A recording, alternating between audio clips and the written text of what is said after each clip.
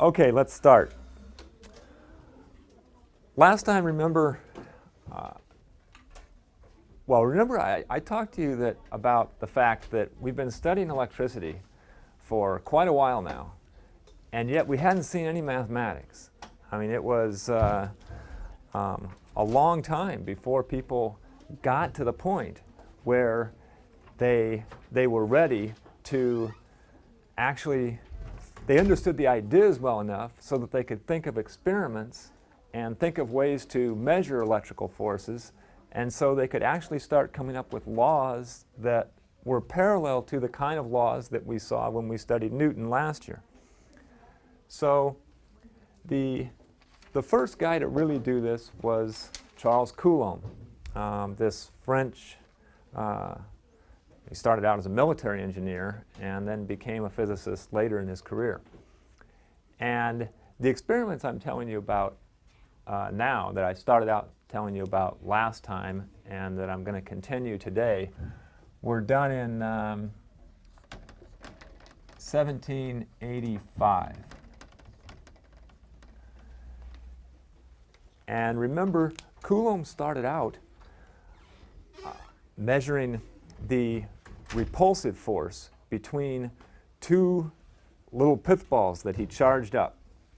Okay, and then he would twist his torsion balance to bring them together and measure the force required to do that. Nick. Oh, yeah, I've warned you last time not to ask that question because I don't know. No, it's some material that they made these little balls out of. So it's not like, would it be classified as metal or? Some kind of a compound. So it's equivalent of today's plastic. Okay, they didn't have plastic back then; they had pith. Okay. Yes, Troy. Oh, I think it was mostly an insulator. You know, it's like cork, or it's a little material like cork or something. That I mean, it has some conductivity, but not much. It's mostly insulator. Okay. Now the key is it's light, and it will accept the charge, and it will move easily under the electric force. Now, Coulomb's experiment, when he was measuring the repulsive force between two balls that were charged with the same electricity, was very successful. We saw that last time, and the result was Evan. I mean, the main conclusion that Coulomb reached for how force varied with distance. It works like gravity, and it varies with the square. It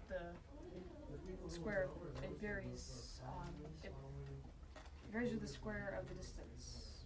But Inversely is the word you're looking for, right? Because the distance squared is in the denominator of the force equation, which means that the force goes down, obviously, it gets weaker as you increase the distance. Now, you would expect that, but you wouldn't, of course, be able to anticipate exactly how that works. Whether it goes down, if you double the distance, will the force just go in half?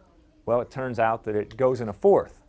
So it varies as the square of the distance, inversely with the square of the distance. Now, Coulomb had trouble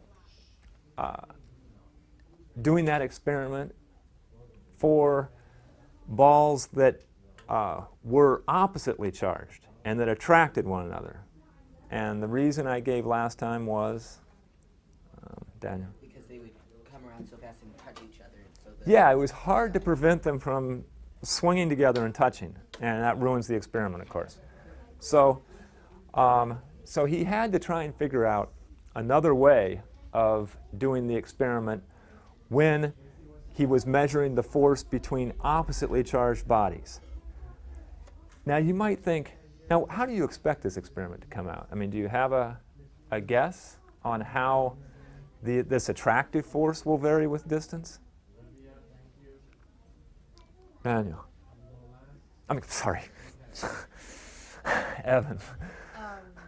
I would guess that it would vary with distance inversely proportional to the distance squared, like repulsion. Yeah, it's a good guess, but at this point it is just a guess, right? I mean, you can't just assume that that's going to be true. It does require proof. You don't know that the attractive force is going to be the same as the repulsive force. It's going to behave the same as the repulsive force. So Coulomb really does have to figure out a way to do the experiment. And the way he figures it out is by thinking back again on, Newton is the inspiration for all of this, basically. He thinks back at what Newton had discovered about pendulums. Now remember, well, who was the first scientist that studied the pendulum? Daniel? Galileo. Galileo, right. And what did Galileo discover about pendulums? Anybody? Christopher, you remember? The main thing, what did the period of the pendulum depend on? On like the length and the how far you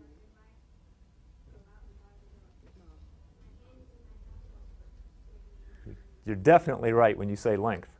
Now, did it matter how, let's say that we have a pendulum of fixed length, and I pull it this far to the side, say 10 degrees, and let it swing back and forth, versus pulling it 20 degrees and letting it swing back and forth. Does that make any difference? No. That's the amazing thing that Galileo discovered, was that it didn't matter at all how far you pulled the pendulum to the side. Up to a certain point. If you pulled it really far to the side, it would make a slight difference. But for small angles, it doesn't make any difference at all. Now, but Galileo showed, if you remember, that, so let's start with just a review of pendulums here before I tell you what Coulomb did. Galileo discovered that the square of the period of the pendulum, okay, so period is just how long it takes to swing back and forth. So let's say you have a pendulum that takes 1 second for one complete swing. Okay, that's the period. That is proportional to, Troy? the speed. No, speed is the period. No. You know this. I know you do. Yeah. The angle. No, remember, it doesn't depend on the angle. Evan? The length. The length, right. The length of the pendulum. And actually, I think you even did some experiments last year that showed that for a length of about 10 inches, you get a 1 second pendulum. Okay, if you remember that. Now, Evan. Isn't it length? Never mind. Okay. Now, when Newton came along, he realized that there was more to this pendulum law than Galileo had said. What if I take a 1 second pendulum and I climb a mountain with it, okay, and then I set it up on top of the mountain and start it swinging? Will it still have a 1 second period? Zayla's shaking her head no. Would you expect the period to be greater or less? Will it swing slower or faster up on top of the mountain? You had a 50-50 chance. Neve? Slower. Why? Because there's less gravity. Right, there's less. The reason the pendulum is swinging, remember, is because gravity's pulling on it. If you don't have gravity at all, no reason why it would move down to the bottom of its swing, right? And the more gravity you have, the faster it pulls it down to the bottom of the swing. The less gravity, the slower it moves. Okay, so Newton, when he had his equation, he understood gravity and he understood how things move, and he was able to put all that together, and he realized that there was more to this equation of Galileo's. Remember that this, I'm not putting in all the constants here, so instead of using an equal sign, I'm using proportional. This just means proportional. Just means that if you double one side, the other side doubles. Okay, what Newton realized was that the square of the period was not only proportional to the length of the pendulum, but it was inversely proportional to the force of gravity.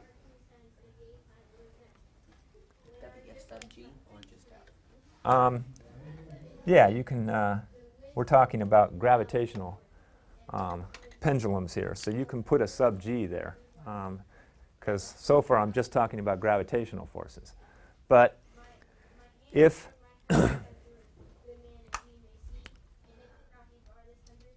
so Newton realized, I mean, this is why Newton was able to work out the equation, and he realized, well, this is why if you put the pendulum up on top of a mountain, what's happening? This F is getting smaller, which makes L over F bigger, which makes T squared bigger. So the pendulum has to be, the period of the pendulum has to be bigger, which means it's swinging more slowly. Now, well, let's take this a little further. How does F depend on distance? Now, in this case, we're talking about gravitational pendulum. We're talking about the distance from the center of the Earth. Right now, the distance from us to the center of the Earth right now is what? 4,000 miles. Right? We're 4,000 miles from the center of the Earth. Now, what if we take our pendulum and we blast off into outer space with it, and we take it up 4,000 miles above the surface of the Earth? Yes? It would take it 2 times as long as it would back on Earth. Well, let's think about it. First, I mean, how do we figure this out? How is the force going to vary? I mean, if I double our distance from the center of the Earth, the force will go down in half? A fourth. Eve's right. Remember how the gravitational force depends inversely on the square of the distance. So you've doubled the distance, you cut the force down by a factor of 4. Okay, so how does L over F change? Troy? Well, F would, wait, L, F goes down by a factor of 4. So this makes that numbers bigger, by a factor of 4. a factor of 4. Okay, so this side of the equation has gone up by a factor of 4, which means that T squared has gone up by a factor of 4, which means T has, yeah, exactly, Troy, has doubled. I mean, if T squared is increased by 4, T is doubled, right? Okay, so after all that manipulation, you find that if we took our 1-second pendulum and in our spaceship and we blasted off and took it 4,000 miles above the surface of the Earth, it would now be a 2-second pendulum. Troy. And then will we have to make it go up 8,000 feet to make it a four, a three, wait, a four? If we went up another 8,000 feet, would it be a 3-second or 4-second? If you went up, well, that's the interesting thing. Now notice we've doubled the distance, and what happened to the period? It doubles. It doubled. Okay? So And that's going to continue to be the case. That if you triple the distance, the period's going to triple. And you can see why it has to be the case by doing a little math here. If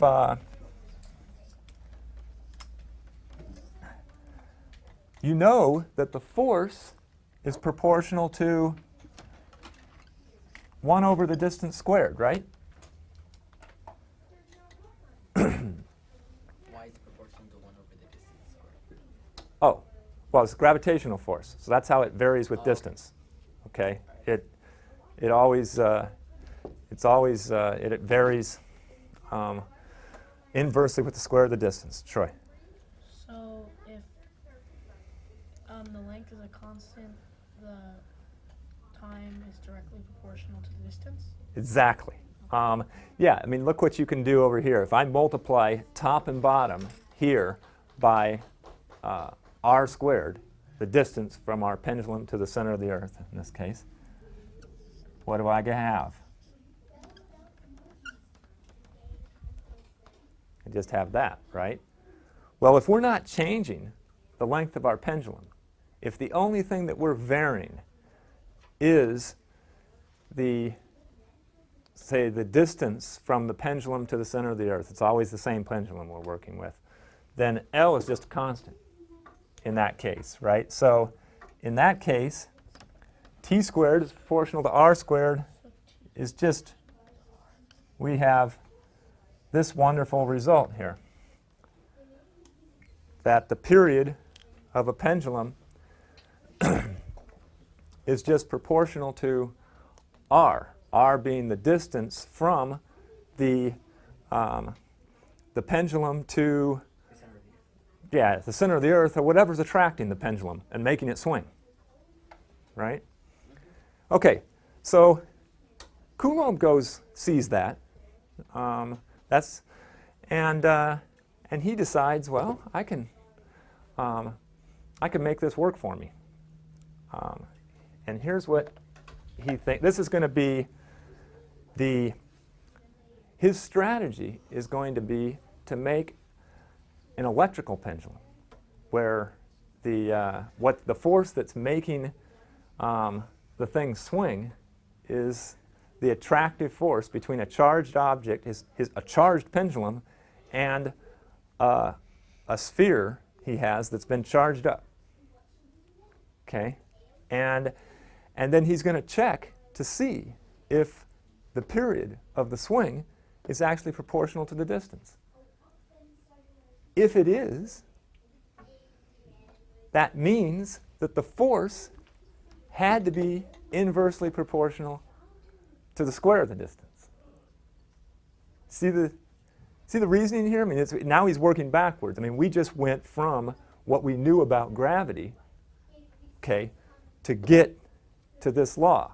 But the key piece of knowledge that I invoked about gravity that led us to this law was the fact that the force varied inversely with the square of the distance, right? That's what made this result come out. Okay, so if Coulomb can prove that this result is true for electricity, then it implies the force must vary inversely with the square of the distance. Okay, pretty clever. Okay, so how does he set up this experiment?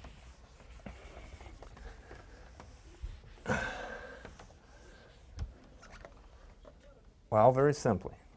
All he does is he puts, say he has some insulating stand here, and he has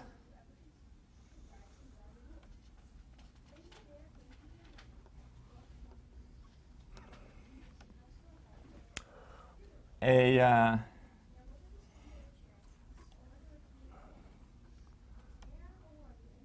let me see, he has a needle on a pivot basically here that this thing can swing horizontally, okay, into and out of the board. He's going to charge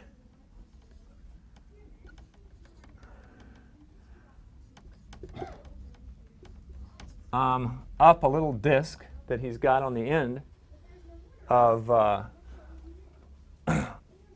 this swinging needle. He's got a little counterweight over here just to balance the thing.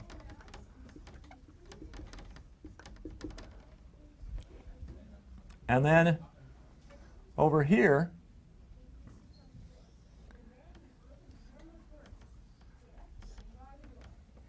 he's got a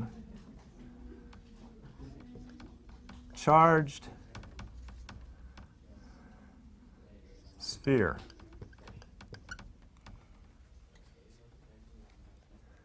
Okay, now let's say that, I don't know, he charges this up with glass type electricity, right? Positive, his sphere. And then he charges his little disc on the end of his needle that can swing, his little pendulum. He charges this up negative.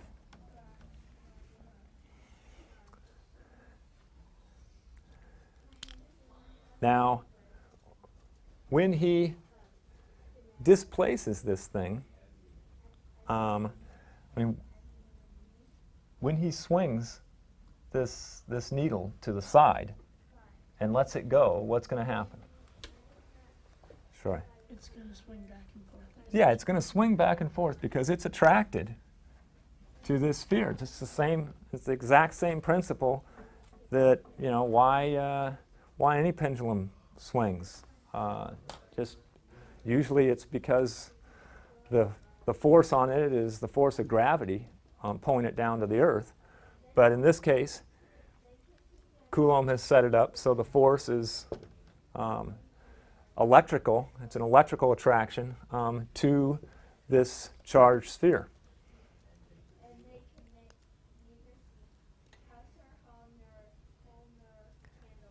Now, all he has to do is show that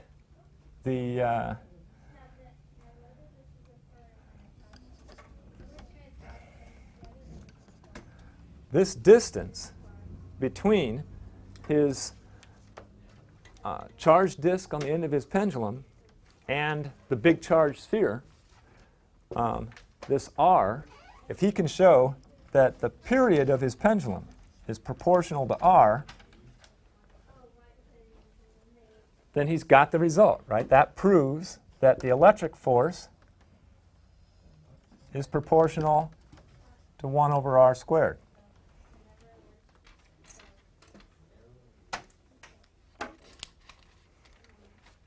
By the reasoning that we went through before. And that's exactly what he finds. When he doubles this distance, he finds that the pendulum slows down and it takes twice as long for it to swing back and forth. And that can only happen if the electrical force of attraction has gone down by a factor of 4. That it's because it's proportional to 1 over the distance squared.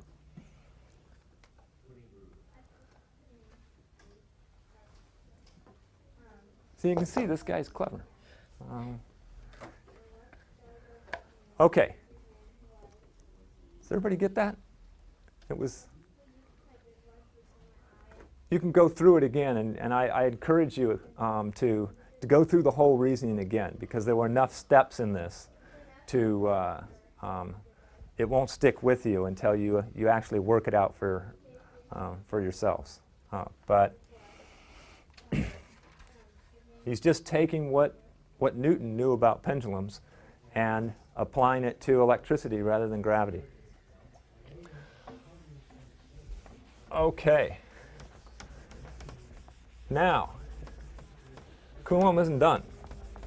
He's been so successful at figuring out how the electric force varies with distance that now he starts thinking about magnetism. Can he do the same thing for magnetism? Well, this pendulum idea has given him an idea. Troy. Does he try to make a magnetic pendulum? Yep. Why not? See if that works. Would that be two? Would that be two? Number two? Oh, yeah.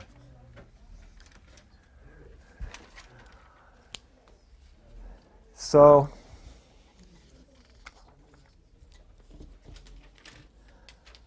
how would you make a magnetic pendulum?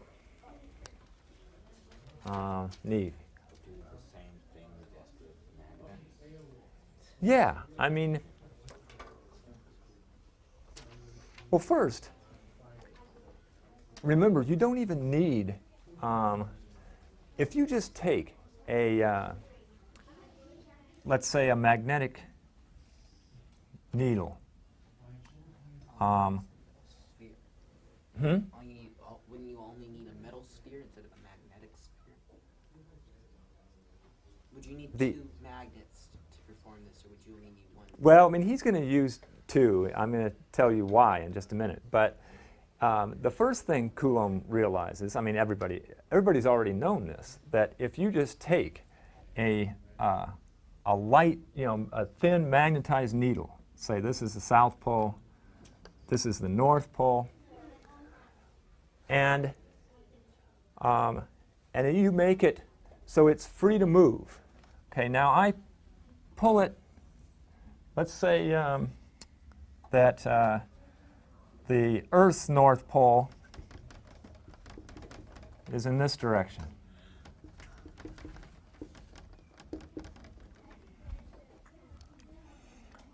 Well, if I pull this magnetized needle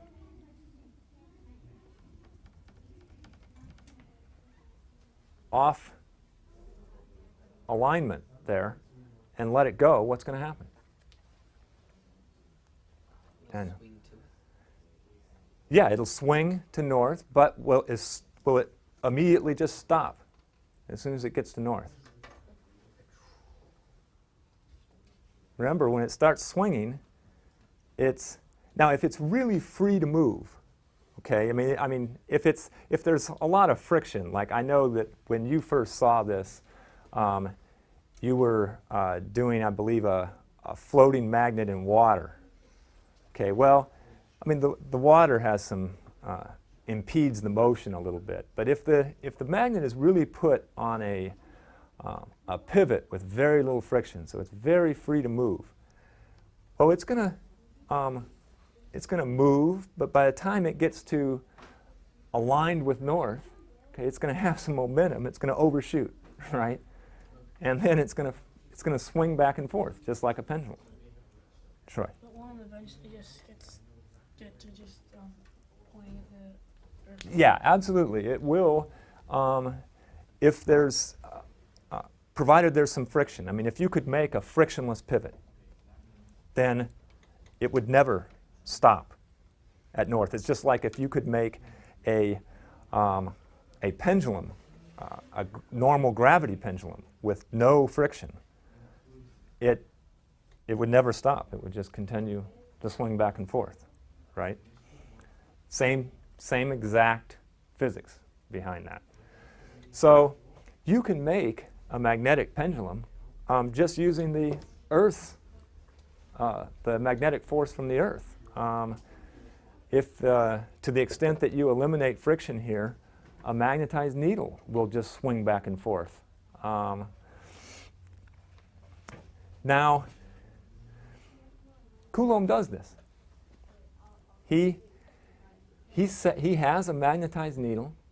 He puts it on a pivot with very little friction, and aligns it to the Earth's magnetic pole, and then moves it off alignment and times it as it swings back and forth. Now, what he finds when he does this is that for the needle he used, he found that his pendulum moved back and forth 15 times a minute. Yeah. Okay. So.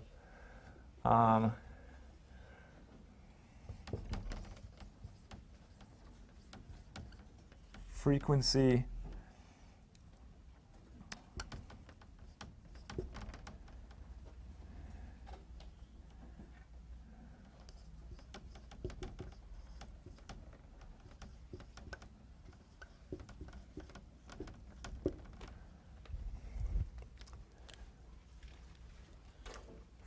of 15 swings per minute. Now, by the way, what's the period of that pendulum? If it swings 15, Nick. One swing for every 4 seconds. Yeah. So it swings once every 4 seconds, right? So 4 seconds would be the period. You see that? Because it's at 15 swings per minute, 60 seconds in a minute. Obviously, if there's 15 swings in 60 seconds, then you've got to have 1 swing every 4 seconds. Now, what if you doubled the frequency? If there were 30 swings per minute, what would happen to the period? 2. Right, it would be 2 seconds, half what it was before. So frequency, let's call it little. I better use little f for frequency because I've been using big F for force, right? But you see that frequency is proportional to 1 over the period here. Troy. But did you know the distance to the North Pole? No. See, he can't. That's right. I mean, what Troy's thinking here is, what the heck good does this do him? Because, I mean, what we want is to know how the magnetic force depends on distance.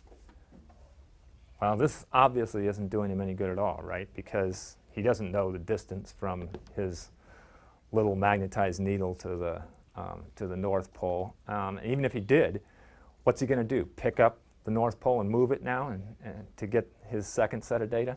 Troy.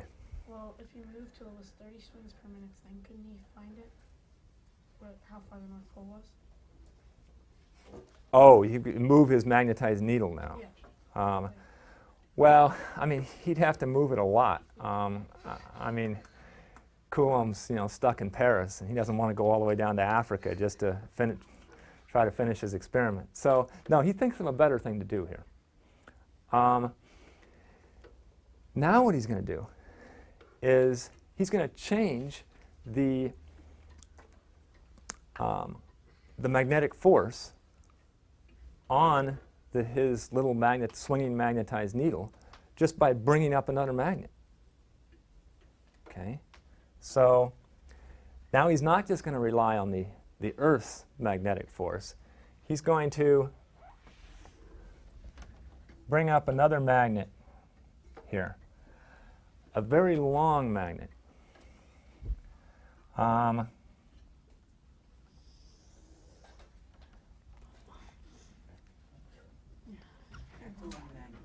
It's a pretty long man. Yeah, well, he used a magnet that was over 2 feet long. Now, why would he want to do that? Can you think of the reason?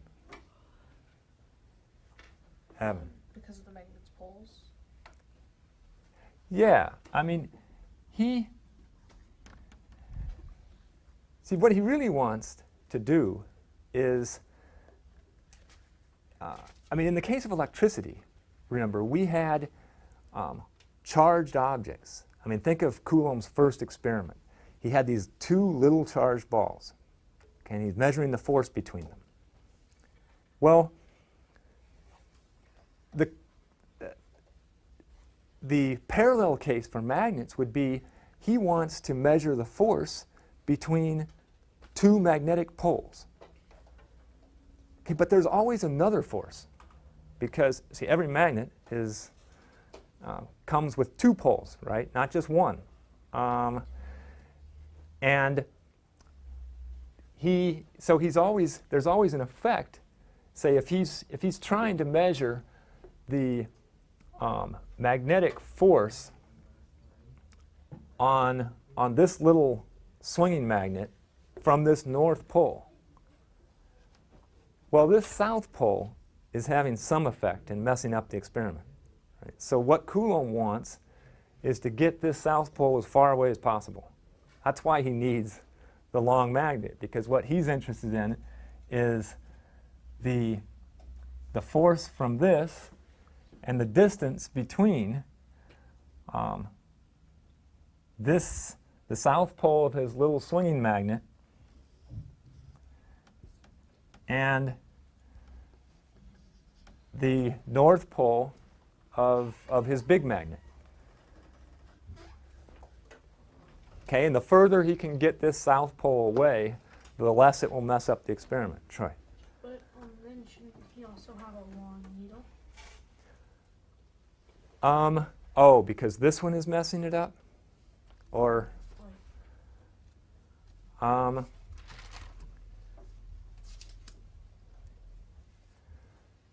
he didn't use a long needle. He had, it was actually fairly short, just a few inches.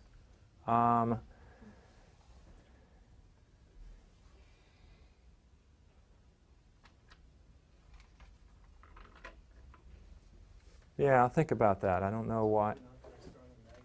Hmm? The needle's probably not very strongly magnetized. Maybe that's it. I'll think about that a little bit. That's a good question. Okay, so now what does Coulomb want to do here? He wants to vary this distance and see how the force varies, right? But what is he actually going to measure for force? Now, remember, let me see, we had, it's easy for him to measure frequency. If he can relate frequency to the force, okay, then he's in good shape, right? Well, let's do that.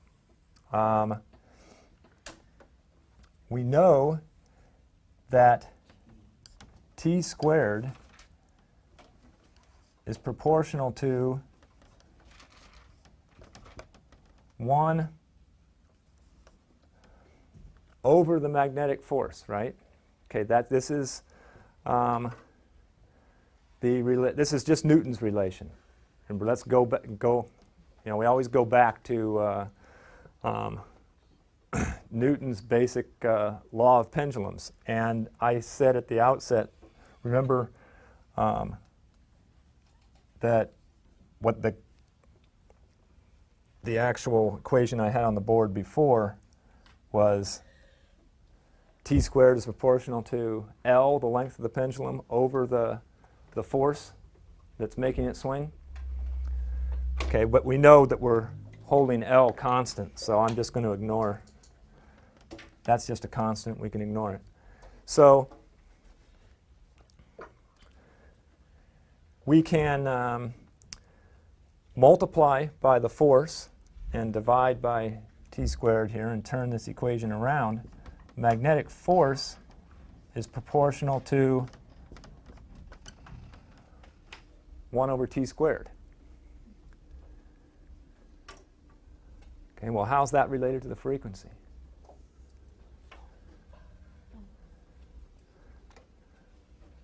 in terms of frequency, magnetic force is proportional to neat, Frequency squared. frequency squared.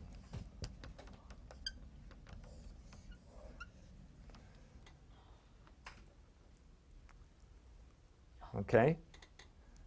See that? Because, I mean, you can just write this as 1 over t squared, but 1 over t is just f, right? Okay. So